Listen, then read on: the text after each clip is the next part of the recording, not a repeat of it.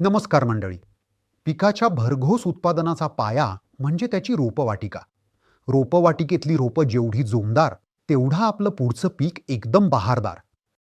रोपवाटिका यशस्वी करण्यासाठी अनेक SOP आहेत. पण त्यातली एक महत्त्वाची SOP म्हणजे रोपवाटिका वेळेवर तयार करणे. काही शेतकरी बांधव पाण्याची सोय आहे म्हणून मेमध्येच रोपवाटिका तयार करतात. पण त्यात अडचणी दोन. एक, जास्त तापमानामुळे उगवण व्यवस्थित होत नाही. रोपांना वाढीसाठी पोषक वातावरण मिळत नाही व त्यांना शॉक बसतो.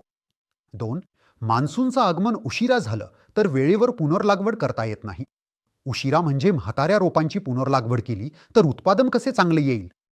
त्यामुळे अतिघाई संकटात नाही. मग रोपवाटिका तयार करण्याची योग्य वेळ कोणती?